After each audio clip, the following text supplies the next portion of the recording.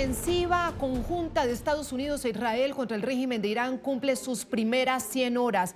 Bajo el nombre de Operación Furia Épica, las fuerzas aliadas han logrado impactar más de 2.000 objetivos estratégicos del régimen ayatolá en un despliegue masivo que ya ha comprometido el 90% de los recursos aéreos, navales y de inteligencia de Washington en el Medio Oriente.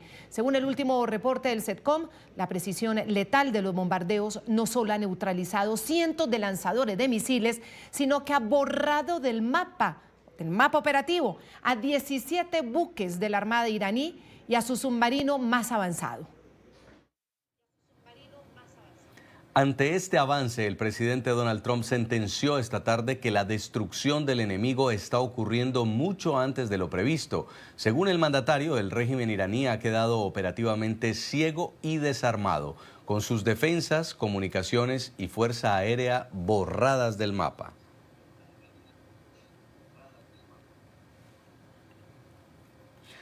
Y el embajador de Israel ante Naciones Unidas reveló hoy en rueda de prensa el tamaño del motor y el ala de uno de los drones de ataque iraníes que han sido lanzados contra Israel. Dijo frente a los periodistas que estos proyectiles son una amenaza real. Este es el motor y el ala de un dron de ataque iraní Shahed 136, adquirido por el organismo de control contra Irán nuclear. No se trata de un juego, se trata de un arma. Miren el ala, construida para viajar miles de millas, cruzar fronteras, puede alcanzar ciudades en Israel, en Europa y en unos meses incluso Estados Unidos. Cuando hablamos de misiles y drones, puede sonar muy distante. No es distante. Es por eso que estamos actuando. Donald Trump exige que Estados Unidos participe directamente en la selección del próximo líder de Irán. A 6 días del inicio de la ofensiva militar contra el régimen, el mandatario advirtió que Washington no aceptará una sucesión que perpetúe la tiranía de los ayatolás, vetando así al hijo del abatido ayatolá Ali Jamenei. En una entrevista con la agencia de noticias Reuters, el mandatario señaló que su administración debe involucrarse en el proceso sucesorio para garantizar un cambio de fondo en la región. Trump describió la posible sucesión de Mojtaba Jamenei como una opción inaceptable para los intereses de la seguridad de la Unión Americana. Insistió en que el objetivo es influir en el nombramiento de alguien que resulte bueno para el pueblo y bueno para el país. Así lo dijo.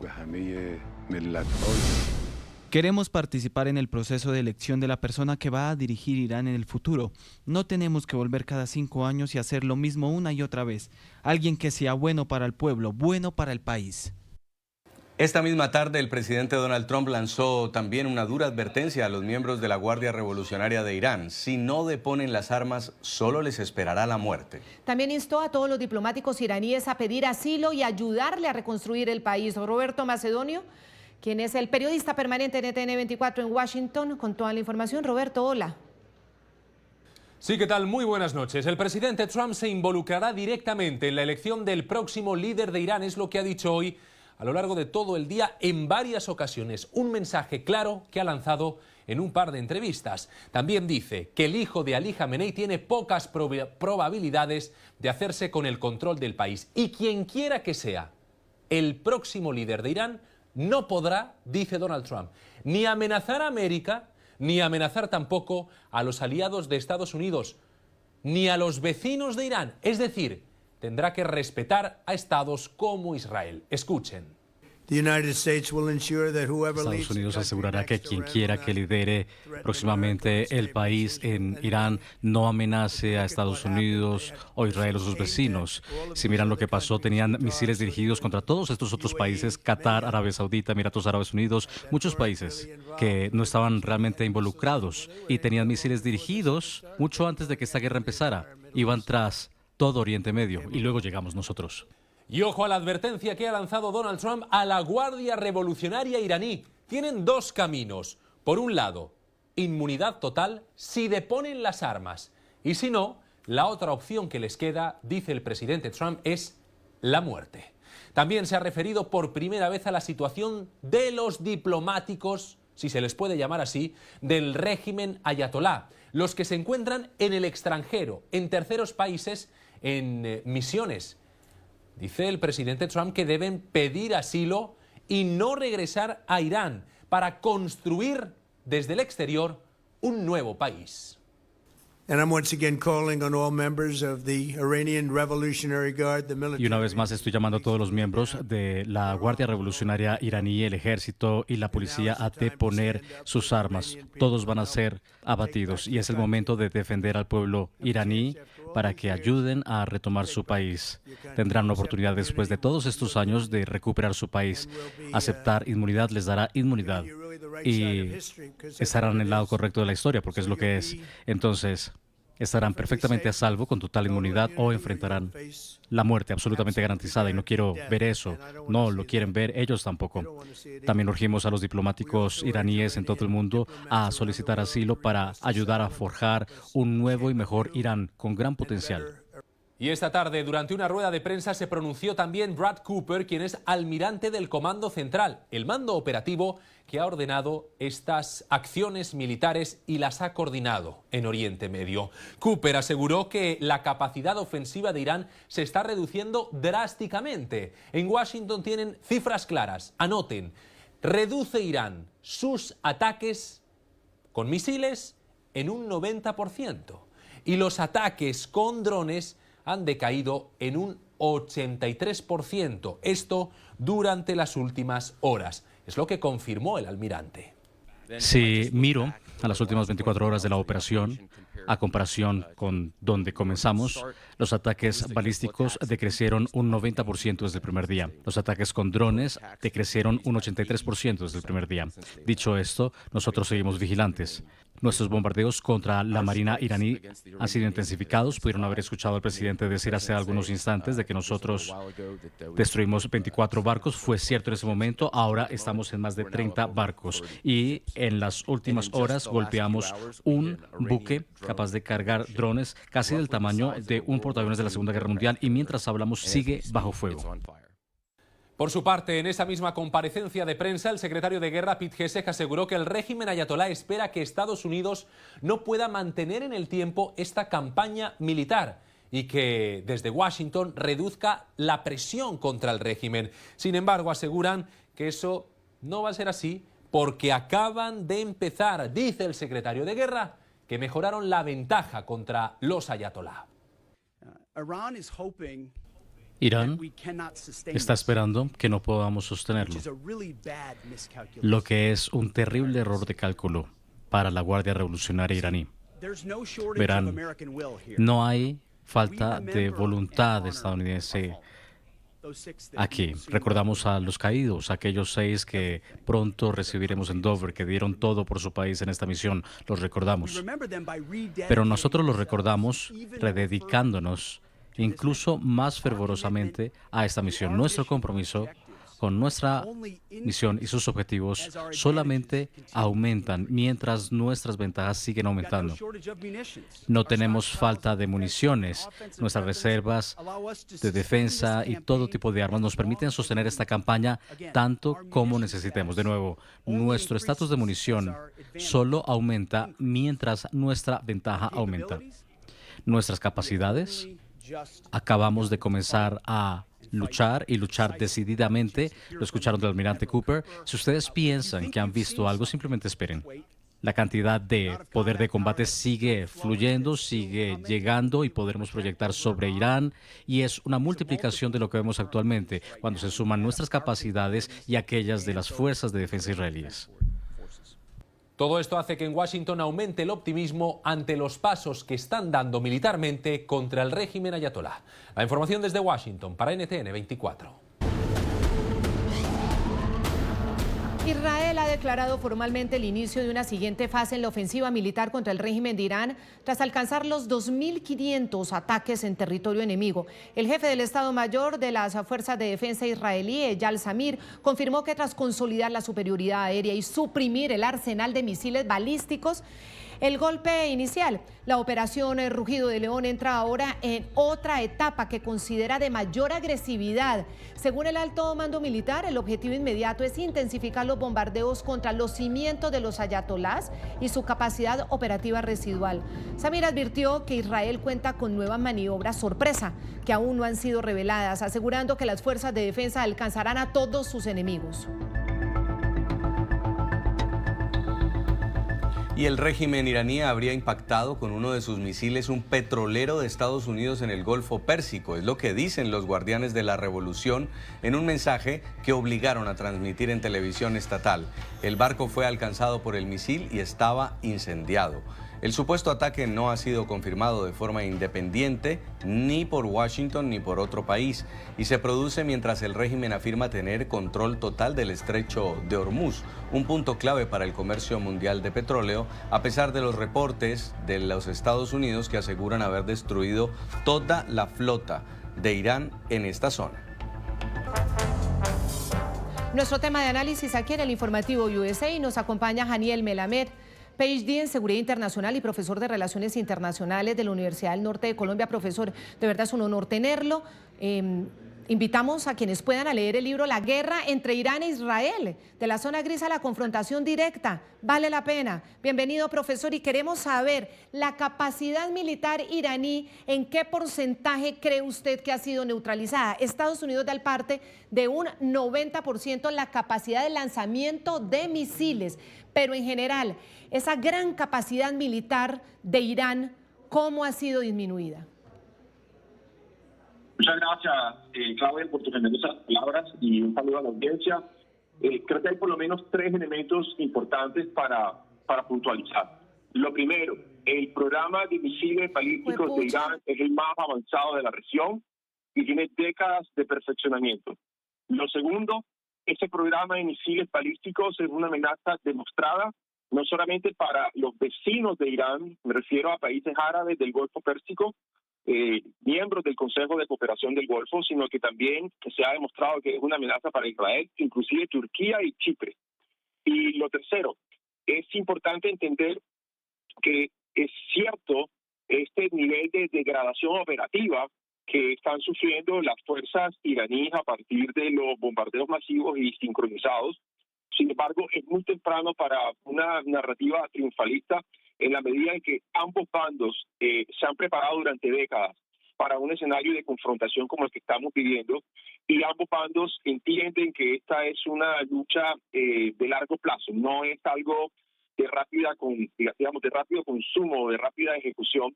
Y podríamos, para ponerle en términos muy simples, decir que creo que en parte la disminución de la cadencia de fuego iraní, de sus misiles y sus drones, tiene que ver, por supuesto, con esa disminución de capacidades operativas resultantes de los bombardeos que ha sufrido, pero también bajo una elección racional de cambiar, digamos, su accionar, no continuar en el modo de ráfaga, sino pasar a tiro, en la medida de conservar las existencias que todavía tiene en ese armamento.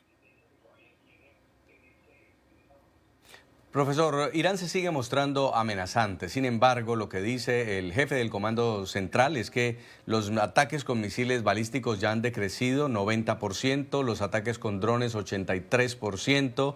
La configuración del nuevo gobierno aún no está clara de quién es el líder de ese régimen. ¿Qué cree usted que está pasando? ¿Se está quedando sin recursos Irán? ¿Cómo puede actuar el régimen en las próximas horas, acorralado ya por 6 días de bombardeos? Yo reitero que creo que es una opción estratégica que han tomado de disminuir la cadencia de fuego en la medida en que es absolutamente difícil,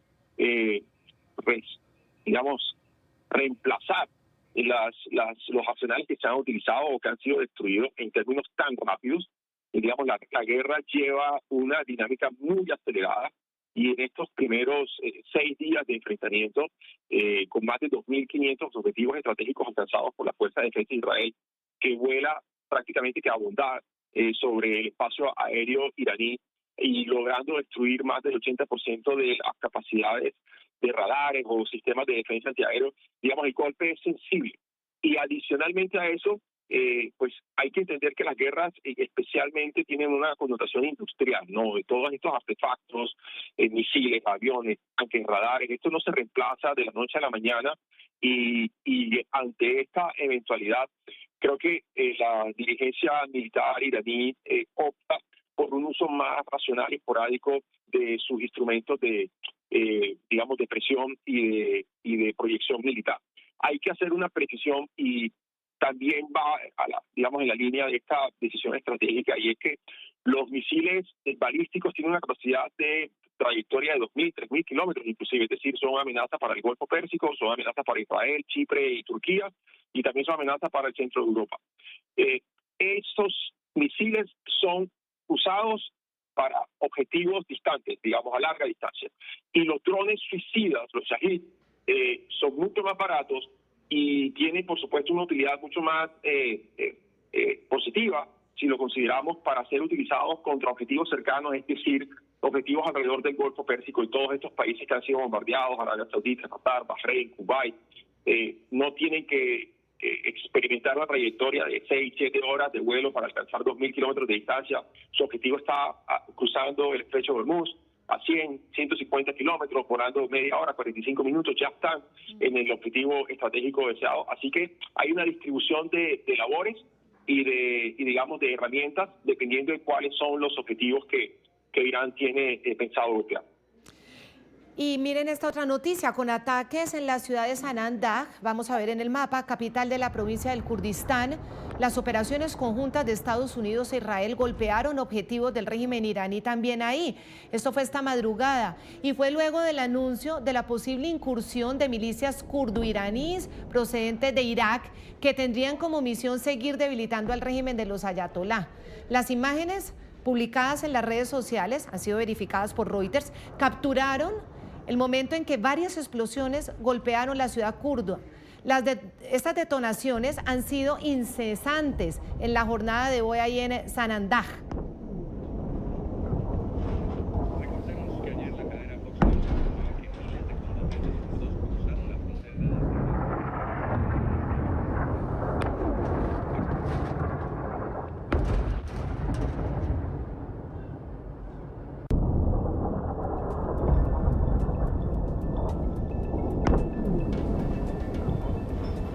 Recordemos que ayer la cadena Fox News informaba que miles de combatientes kurdos cruzaron la frontera desde Irak en una ofensiva terrestre contra el régimen de Irán. Muchos de los milicianos son kurdos iraníes que llevaban años viviendo en Irak y que ahora están regresando al noroeste de Irán como parte de las acciones que buscan impulsar un levantamiento más amplio contra los restos del régimen iraní. Reportes de prensa sugieren que la CIA trabaja para armarlos y que la administración Trump mantiene conversaciones directas con sus líderes. Sin embargo, la Casa Blanca ha negado esta versión.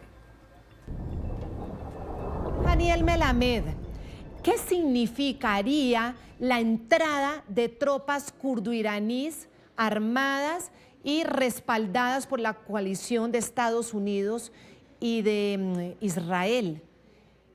¿En qué cambiaría la situación y qué otra circunstancia trae ahí en terreno en caso de que esto sea cierto? Claro, esto sería muy importante en la medida en que llevaría al régimen iraní a una toma de decisión estratégica, a un dilema, en la medida en que debería colocar o asignar recursos militares, personal, tropas, armas, para garantizar el control territorial de estas zonas de influencia kurdas, y eso queda en la periferia del país, no necesariamente queda al lado del TTA, queda en la frontera con Irak. Hay que recordar a la audiencia que los kurdos son un pueblo de más o menos 40 millones de habitantes que están en varios países de la región, Turquía, Siria, Irán, Irak, y tienen una aspiración nacionalista del Gran Kurdistán. Entonces, esta circunstancia tendría digamos, un peso muy importante en el desarrollo de los acontecimientos, porque empezaríamos a ver una posible desquebrajamiento del control territorial iraní en zonas de influencia de grupos étnicos que tienen, digamos, milicias o grupos armados de índole separatista. Y el caso de los kurdos es solo un ejemplo. Podríamos también prever que podríamos ver algo similar también en la zona del sur, más hacia el estrecho de Hormuz, con los baluchis. Y Irán es un país con una riqueza étnica muy importante. La mayoría de sus ciudadanos son persas, pero tenemos kurdos, tenemos baluchis, tenemos otras minorías, y algunas de ellas con unas largas reclamaciones de, digamos, de autonomía, inclusive de separación territorial, para conseguir el sueño de una entidad nacional que los represente a ellos fuera de lo que hoy conocemos como el ente territorial iraní. Así que sería un desarrollo muy, muy importante. Sin embargo, en ese momento, también es importante decirlo, sería un desarrollo que tendría un impacto en la periferia de las fronteras iraníes y no necesariamente en el centro de concentración demográfica y de capacidades de liderazgo político, militar y religioso que está, por supuesto, en Teherán. Doctor Melamed, Irán todavía tiene capacidad de respuesta, usted nos lo dice muy bien, y tiene ese sistema de drones que saturan y ocupan también a las fuerzas de Estados Unidos e Irán. Todavía tiene capacidad de ataque, lo hemos estado viendo. Hay quienes insisten en que esta guerra está perdida para Estados Unidos, para Israel, para Occidente. ¿Usted cree que esta guerra está perdida o esta guerra es posible ganarla? Yo creo que es responsable de mi parte decir que es muy temprano para, digamos, replicar narrativas triunfalistas. No creo que podamos llegar a una conclusión de hacia dónde va a inclinarse la balanza en tan pocos días. Sin embargo, es importante también plantear sobre la mesa un elemento de análisis y es la evolución de los conflictos armados. Mire, Irán en la década del 80, todo el mundo pensaba que iba a sufrir una derrota estratégica contra Irak y terminaron enredándose en una guerra de casi 8 o 9 años de duración, casi una década. Pero las guerras son muy distintas hoy a las que se llevaban en aquel momento, en la década de los 80. Hoy tenemos unos componentes no convencionales que están plenamente demostrados que tienen la misma capacidad de daño que un misil. Y en ese sentido, las capacidades iraníes tienen un rezago generacional desde el punto de vista tecnológico frente a Israel y frente a los Estados Unidos. Me refiero puntualmente a elementos como ciberataques, la capacidad de neutralizar o inutilizar sistemas de defensa aérea, radares, radios de telecomunicación, en fin, toda una serie de acontecimientos que no necesariamente están ligados al desplazamiento de grandes contingentes militares sobre el terreno iraní, que es extremadamente desafiante desde el punto de vista topográfico. Así que yo tampoco pensaría que, así como no podemos llegar a replicar, digamos, narrativas triunfalistas, tampoco nos podemos ir al otro extremo de pensar que esto fue un tremendo error y que el tiempo simplemente va a terminar agotando los enormes recursos que tienen ahora mismo, no solo Israel y Estados Unidos, sino el grueso de países a nivel regional que han sido afectados por Irak. Estamos hablando de casi 10 países que han sido o amenazados directamente o ya de plano atacados por la presencia de infraestructura militar en su jurisdicción. Y no solamente países del Consejo de Cooperación del Golfo, que usted no les va a faltar la plata ni el dinero para poner a disposición lo más necesario en aras de conseguir sus objetivos estratégicos, sino países como Turquía, miembro de la OTAN. Así que Irán está tomando unas medidas que a mi juicio son reflejo de desespero, tratando de elevar los costos de la confrontación de tal manera que sean demasiados los involucrados y que de alguna manera presionen para un establecimiento de un cese al fuego o alguna ventana de oportunidad que permita una negociación que de alguna manera les permita salvar cara y tratar de conseguir desde el punto de vista político un empate que desde el punto de vista militar no están logrando. Me quedo con eso, profesor Melamed, el desespero de los iraníes, y todavía los americanos, los de Estados Unidos, no pueden ni mostrarse triunfalistas ni derrotistas. Muy temprano para saber si esta guerra se va a ganar. Gracias por haber estado con nosotros. Volveremos a estar en contacto en NTN 24. Muchas gracias a ustedes por la invitación, muy amable. Y como lo comentábamos, la región de Medio Oriente sigue sacudida por arremetidas del régimen de Irán. Son al menos 12 países los que han sufrido ataques retaliatorios. Vamos a verlo. Desde Teherán, estos ataques se han extendido contra Israel, Jordania, Chipre, incluyendo la base británica de Akrotiri, Kuwait, Bahrein, Qatar, Arabia Saudita y los Emiratos Árabes Unidos. Ahora se suman Azerbaiyán y Turquía.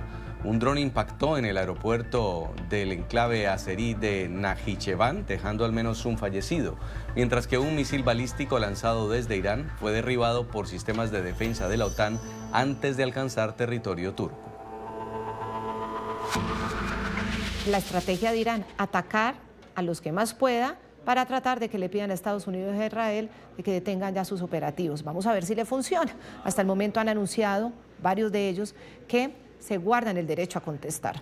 Estados Unidos inició la repatriación de sus ciudadanos desde Medio Oriente. El Departamento de Estado informó que la primera aeronave costeada por la administración Trump transporta a un grupo de connacionales que se encontraban en diversos países de la región.